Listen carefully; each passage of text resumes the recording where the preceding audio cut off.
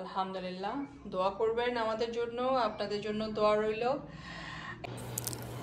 কেমন আছেন সবাই? আমি তাহমিনা আবারও চলে এলাম। লাস্ট ব্লগে দেখিয়েছিলাম আপনাদেরকে যে আমি পরোটা বানাবো, আমার রোজার প্রিপারেশন শুরু করব।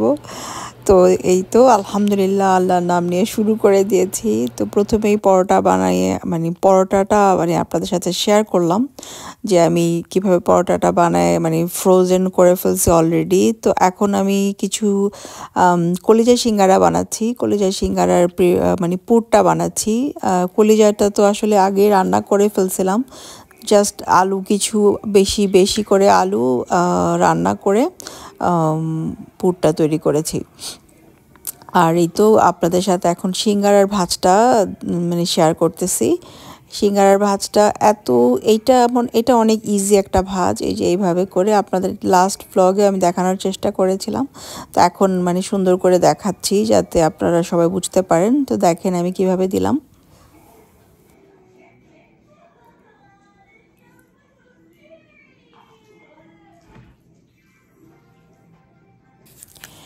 আসলে না আমি কলিজা আগে সবসময় বাজার থেকে কিনে এনে সরাসরি কেটে রান্না করতাম, তো আমার জন্য অনেক কষ্ট হয়ে যেত। তো এইবার প্রথমবার আমি কলিজা বাংলা হালাল দোকান থেকে আনার পর আমি কখনো কাউকে দেখি নাই, নিজে থেকে আমার মাথায় আসলো লবণ দিয়ে হলুদ দিয়ে আমি আগে সিদ্ধ করছি, সিদ্ধ করে পানিটা ফালাই দিয়ে তারপরে কাটছি, কেটে তারপরে আবার সিদ্ধ করে পানি ফালাইছি, তারপরে রান্না করছি। তো এইটা না আমার কাছে মনে হয়েছে যে আলহামদুলিল্লাহ এত ইজি প্রসেস, আগের থেকে যদি জানতাম তাহলে এত কষ্ট করতে হইতো না। তো যাই হোক আলহামদুলিল্লাহ এখন আমি জানছি। আপনাদের সাথে একটু আমি ক্লিপ শেয়ার করবো না, আমি যে সিদ্ধ করে কাটছিলাম। তো আবার আপনাদেরকে একটু দেখাই আমার সিঙ্গারের ভাজটা, যে দেখেন এই যে এইভাবে করে এটা এটা একটু লম্বা করে কাটতে হয় রুটিটা। এই যে এরকম করে দিয়ে এইখানে মাঝখানে যাতে মাঝখানে আপনার এই হাতের মাঝখানে জায়গাটাতে পুরাটা কোণাটা বসে যায়। আচ্ছা, আপনাদের কার কার কি ইফতার খেতে ভালো লাগে জানাবেন প্লিজ। কারণ আমার না বানাচ্ছি ঠিকই, কিন্তু আমার না আসলে কী যে খেতে ভালো লাগে আমি এখনও জানি না, কিন্তু আমার না দেখতে খুব ভালো লাগে, টেবিলে দিতে ভালো লাগে। আলহামদুলিল্লাহ চেষ্টা করছি সব কিছু সুন্দরভাবে করার জন্য, আল্লাহর রহমতে সুন্দরভাবেই শেষ হবে। শুরু তো করে দিয়েছি, অনেক কিছু প্ল্যান করে নিয়ে বসেছি, সামনে দেখবেন একটু পরে অনেক কষ্ট করেছি। আপনাদের সাথে সবই একটু একটু করে শেয়ার করব। তো এই তো আমার পরোটা, এটা আগের দিন রাতের ভিডিও ছিল, শুক্রবারের রাতের ভিডিও। কি বলে এটাকে, ফ্রোজেন করে ফেলেছি পরোটা, সিঙ্গারাও, আর আমার বুটটাও সিদ্ধ করে সাইডে রেখে দিয়েছি। সো রেসিপি শুরু করার জন্য আমার কিছু বয়েলড চিকেন পিস সিদ্ধ করে নিচ্ছি। কতটুকু চিকন করা যায়, একদম ছোট চিকন, যেটা পাতলা চিকন করে নিলাম। আর এখানে অনেকগুলো পেঁয়াজ কেটে নিব আমার জাদুকরি মেশিন দিয়ে। এটা আপনাদের সাথে আমি যেটা শেয়ার করতে, সেটা হইতেছে যে বাংলাদেশে আমরা যে সাদা কালারের যে পেটিসটা খাই, বাংলাদেশের চিপস যে পেটিস, সেটা বানাবো। তো চলেন শুরু করি। যা যা লাগবে নিয়ে নিলাম। আমার এখানে বাটার লাগবে, বাটার দিয়ে আমি এগুলো রান্না করব। আর এখানে আমি 1 কাপ দুধ নিয়ে নিয়েছি। দুধটার মধ্যে আমি এখন 1 চামচ কর্নফ্লাওয়ার দিব, দিয়ে এটাকে ফার্স্টে রেডি করে রাখবো, কারণ এটা আমাদের লাগবে। এটা বারবার বলতেছি যে বাংলাদেশের যে হোয়াইট কালারের যে সসটা থাকে পেটিসটা বানানো, ওইটা বানাচ্ছি। তো দিয়ে দিলাম কর্নফ্লাওয়ারটা ভালো মতো গুলাইতে হবে। ওইটা এখন রেডি করব। একটু ফ্রাই প্যানটাতেই আমি নিয়ে নিলাম, তো দিয়ে দিলাম বাটার। এই মশলাটাও আমার লাগবে।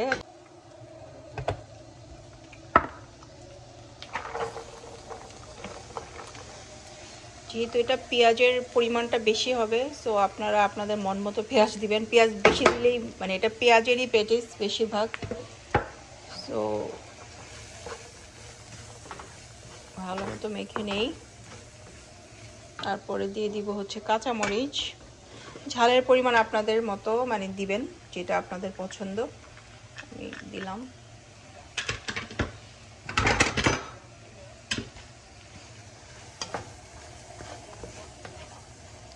এত বেশি ভাজা লাগবে না, খালি একটু নরম হইলেই হয়ে যাবে। এর মধ্যে আমি বাকি জিনিসগুলো অ্যাড করব।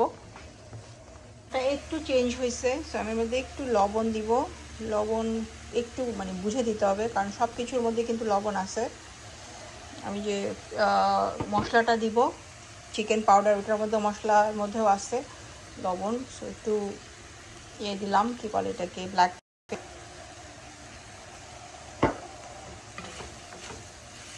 ভালো মতো মেখে এখন এর মধ্যে আমি যে গুলে রাখা কর্নফ্লাওয়ারটা দুধ সহ দিয়ে দিলাম। ভালো মতো মিক্সড করব।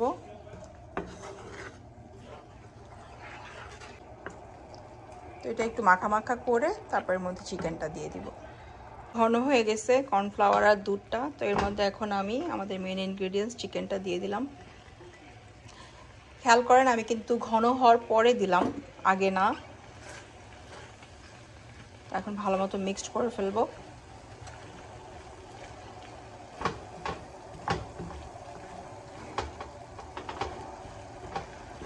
বন্ধ করে দিয়ে আমি এটাকে এখন সাইডে রাখবো ঠান্ডা হওয়ার জন্য। একদম পুরোপুরি ঠান্ডা করতে হবে। এখন চলে আসি আরেকটা রেসিপিতে।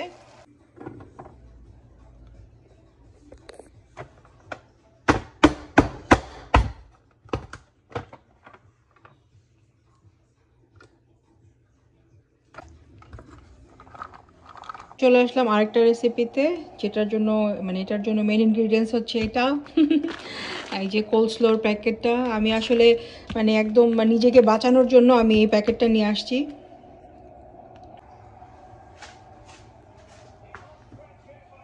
একটু তেল, বেশি লাগবে না। কাঁচামরিচ পেঁয়াজ দিয়ে দিব। ঝাল আপনাদের পছন্দ মতো আপনারা দিবেন, কে কতটুকু খান। লবণ স্বাদ মতো আমি সাথে সাথেই দিয়ে দিচ্ছি, কারণ এটা কোনো অসুবিধা নেই। এটার নরম শক্তর কোনো ব্যাপার না, জাস্ট একটা ফ্লেভার হইলেই হবে। সো আমি দিয়ে দিলাম বেশি করে গরম মশলা, কালো গোলমরিচ, লবণটা একসাথে। যে কালারটা চেঞ্জ হয়ে আসছে তখনই এর মধ্যে বাঁধাকপিটা দিয়ে দিবেন।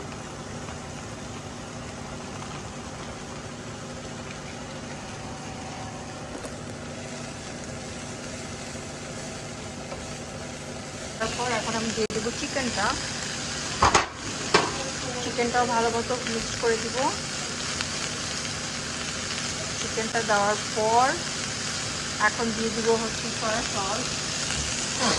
এটা দেওয়ার পর দিয়ে দিচ্ছি সয়া সস। এর মধ্যে কিন্তু আর কোনো কিছু আমি দিব না, কিন্তু এটা স্প্রিং রোল, খুবই মানে সাদামাটাই থাকবে। আপনারা অবশ্যই টেস্ট করে দেখবেন। তা আমি ফ্লেভারের জন্য একটু চিকেন পাউডার ব্যবহার করছি, 2 টেবিল চামচের মতো।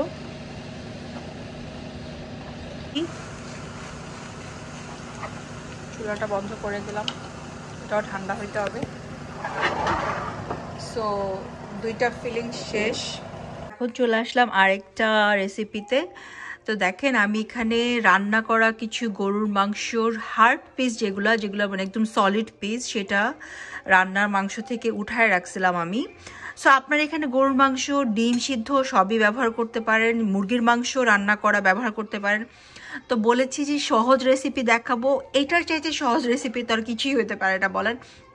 মাংস থেকে আমি জাস্ট মাংস সলিড পিসটা উঠায় রেখে এখানে জাস্ট কাঁচামরিচ পেঁয়াজ নিয়েছি একটু, আর আমি যেটা ব্যবহার করব সাথে সেটা হচ্ছে চিজ, মজরেলা চিজ, আর হচ্ছে এখান থেকে হালাপিনো পেপার ব্লেন্ড, যেটা মিক্সড করা থাকে। আমি এটা ওয়ালমার্ট থেকে কিনে নিয়ে আসছি এই প্যাকেটটা। এটা থেকে মিক্সড করে জাস্ট একটু লবণ দিব, আর কিচ্ছু না। যে চিজটা দিয়ে দিলাম, হালকা একটু লবণ, বেশি না, কারণ চিজের মধ্যে কিন্তু লবণ থাকে, তো খুবই অল্প। আর মাংসটা যেহেতু রান্না করা, এটার মধ্যেও লবণ আছে। আমি জাস্ট এখান থেকে হালকা একটু ফ্লেভারটার জন্য আমি এটা দিব। That's it. এই নিয়ে নিলাম। এখন জাস্ট ভালো মতো সব মিক্সড করব। সো দেখেন মাখানো হয়ে গেছে, কি সুন্দর না, এখনই মনে হচ্ছে একটা পিৎজা টপিংস, তাই না? তো চলেন শুরু করি। সো আমি আমার স্টেশন সাজায় নিছি, এখন আমি জাস্ট বানানো শুরু করব। এই যে সব কিছু একসাথে নিয়ে এখন আমি বানানো শুরু করব। প্রথমেই স্প্রিং রোলটা দেখাই আপনাদের সাথে। আমি বলছি যে খুব সহজ রেসিপি আমি দেখানোর চেষ্টা করব, তো সহজভাবেই দেখানোর চেষ্টা করব। আমাদের পেটিসটা নিয়ে নিই।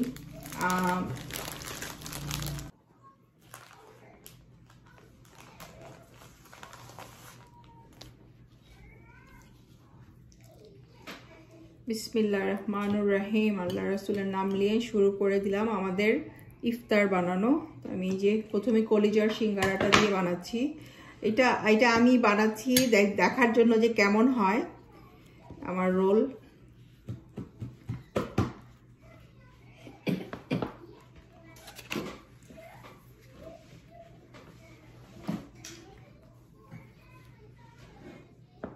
চাইলে আপনারা ডাবল করে দিতে পারেন, খারাপ হবে না। তো এই আর কি, আমি দিয়ে দিলাম। হয়ে গেল প্রথম রোল, বিসমিল্লাহ। এখন সেকেন্ডটাও করি।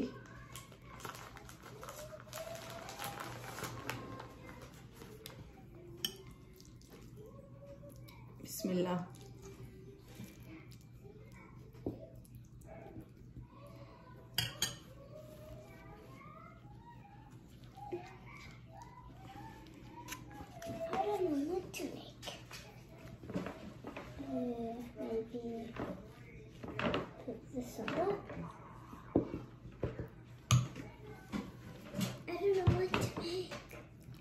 আলহামদুলিল্লাহ, সেকেন্ডটাও হয়ে গেল। তো এখন আমি দুইটা শীট নিয়ে বানাবো আমার স্প্রিং রোল। স্প্রিং রোলটা দিচ্ছি।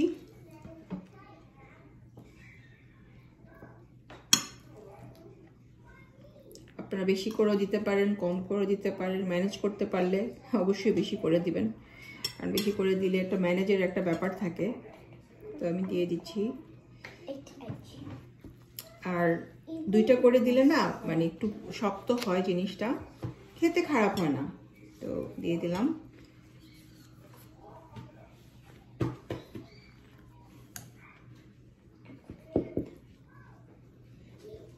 পুরটাও দিয়ে দিলাম। বিসমিল্লাহ।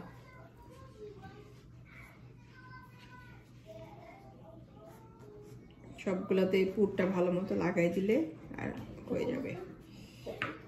হয়ে গেল আমার স্প্রিং রোল অলসো।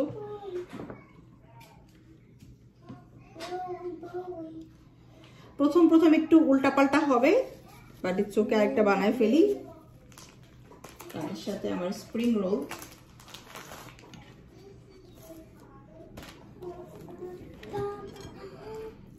আপনাদের সুবিধার জন্য দেখাই দিচ্ছি।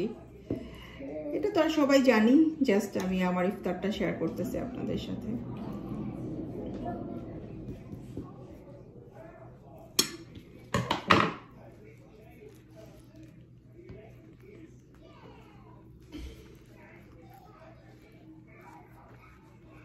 ফার্স্টটা তো এই যে এরকম আর কি, এরকম করে দিয়ে একটু টাইট করে দিতে হবে আর কি।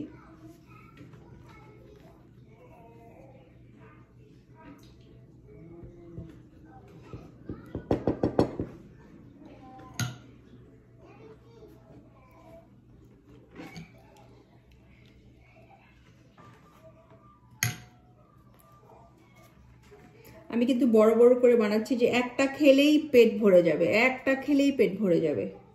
হয়ে গেল আমার সেকেন্ড রোলটাও। অনেক বড় বড় করে বানাচ্ছি। এখন আপনাদের সাথে আমি এখন পাফ পেস্ট্রিটা শেয়ার করি। সো আমি কিন্তু এইটা আমাদের হালাল স্টোর থেকে কিনে নিয়ে আসছি। এটা ভালো হবে অনেক। তো পাফ পেস্ট্রি স্টোর বট। সো এখন দেখাই আপনাদের সাথে যে আমি আমার এই এই যে এই টপিংটা দিব, আর এই দুইটা টপিং দিয়ে আমি বানাবো white chicken and colourful chicken. চলুন শুরু করি।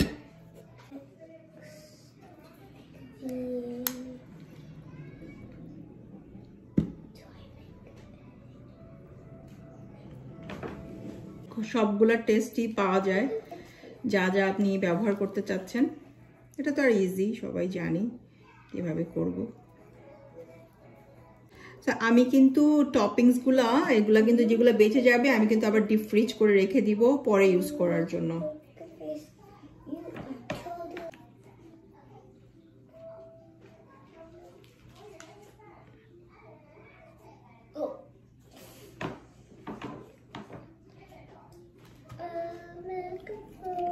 তো রেডি হয়ে গেল আমার বিফ পিৎজা পাফ পেস্ট্রি।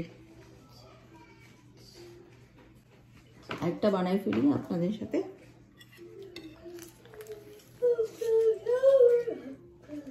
তো এখন আরেকটা বানাবো। আচ্ছা আমি এটা বানাই দেখাই আপনাদের সাথে।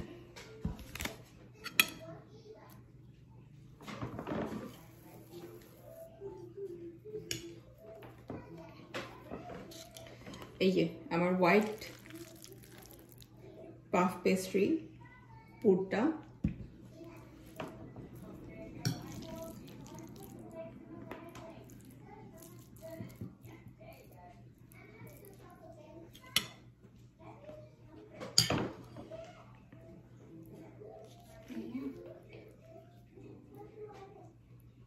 একটু বেশি করে দিলাম এটাও।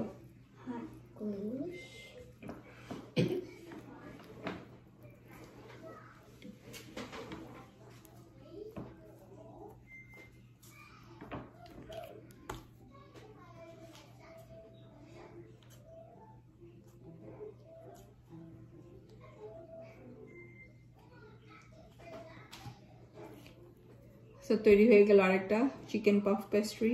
তো আমি এখন সবগুলো বানাই রেডি করে আপনাদের সাথে পরে শেয়ার করতেছি। ও আসল জিনিসটাই তো দেখাইতে ভুলে গেছি, সবচেয়ে ইজি যেটা এখন হচ্ছে ওয়ার্ল্ডের সবচেয়ে মোস্ট ইজিয়েস্ট ইফতার আপনাদের সাথে বানাবো, সেটা এখন দেখাচ্ছি আপনাদেরকে।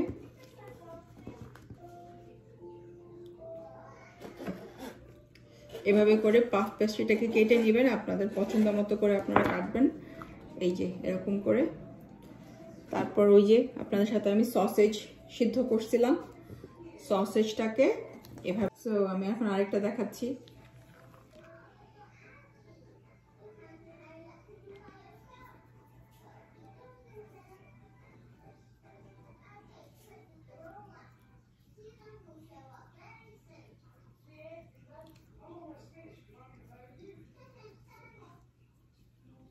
চাইলে পুরোটা ঢেকে দিতে পারেন, বাট হাফ থাকলেও কোনো অসুবিধা নেই। সো এই তো তৈরি হয়ে গেল আমার সবচেয়ে ওয়ার্ল্ডের সবচেয়ে মোস্ট ইজিয়েস্ট ইফতার। তো আপনাদের সাথে আমি মোটামুটি সব শেয়ার করে ফেললাম। এখন আমি পুরো টেবিলটা রেডি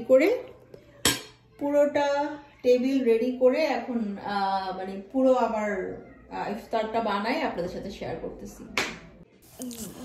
আলহামদুলিল্লাহ, আমি আল্লাহর কাছে লাখ লাখ কোটি কোটি অশেষ শুকরিয়া আদায় করি সব কিছুর জন্য। আজকে আমাদের ইফতারটাও সুন্দরভাবে শেষ করার জন্য আল্লাহ সাহায্য করছে, সুন্দরভাবে শেষ করছি। তার মধ্যে আমার মেয়ে চলে আসছে। আমার মেয়ে দেখেন, সে আমাকে ফলো করে করে সে ইফতার বানাচ্ছে, এবং ওই যে আমি যে আটা দিয়ে যে গ্লুটা বানাইছি সে ওইটা দিয়ে মাখায় উনি ওনার বুদ্ধি দিয়ে এটাকে বন্ধ করার চেষ্টা করতেছে। এই যে ওনার বানানোগুলা আমি সবগুলা রাখছি, যেভাবে বানাইছে যেরকম বানাইছে, কারণ সবটা তো খাওয়াই যাবে, ভিতরের খাবারটাও তো রান্না করাইছো, কোনো অসুবিধা নাই। তা আমি ওর বানানোগুলা যেভাবেও বানাইছে আমি ঠিক সেভাবেই রাখলাম। যে দেখেন, সে পুরটা দিয়ে ওই যে গ্লুটা দিয়ে সে আবার বন্ধ করে। মানে মাশাআল্লাহ, সবাই আমার মেয়েটার জন্য দোয়া করবেন। আল্লাহ তো দুইটা হাত পাঠাই দিছে না আমাকে হেল্প করার জন্য, তা আবার ফেরেশতার মতো দুইটা হাত। মাশাআল্লাহ, সবাই দোয়া করবেন আমার মেয়ের জন্য, আপনাদের জন্য অনেক অনেক দোয়া। আপনাদের সাথে একটা জিনিস শেয়ার করি, এই যে এরকম করে পাফ পেস্ট্রির সাথে যে কাগজটা আসে, এইটা দিয়েও যদি মানে এই যে জিনিসটা দিয়ে পুরটা ভিতরে দিয়ে ওইটা কিন্তু খুব সুন্দর হবে, যে কাগজটা সহই যদি আপনারা এই যে এরকম করে রেখে দেন, এটা কিন্তু ফ্রোজেন হয়ে গেলেও কোনো অসুবিধা নাই। সো কারণ কোনো গায়ে গায়ে কারোর সাথে লাগলো না, এইভাবে করে কাগজটা সহ রেখে দিলেন, ঠিক আছে। তো এভাবে করে আমার সবগুলো আমি বানায় ফেলতেছি।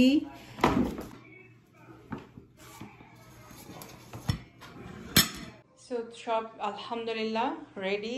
আমার সিঙ্গারা ফ্রোজেন হয়ে গেছে, পরোটা ফ্রোজেন হয়ে গেছে, এই যে। তারপর এখন এগুলো বাকি আছে ফ্রোজেন করা আমার, এই যে এখন বানালাম যেগুলো, এই রোল, আমার মেয়ের রোল, আর এই যে আমার বুটও রেডি, কালো বুট 1 2 3, আরেকটা মনে হয় বক্স আনতে ভুলে গেছি। তো এই আর কি আমার সম্পূর্ণ আজকের ইফতার বানানো। আলহামদুলিল্লাহ, দোয়া করবেন আমাদের জন্য, আপনাদের জন্য দোয়া রইল। এমনি জাস্ট শেয়ার করা, আর অন্য কোনো কিছু না।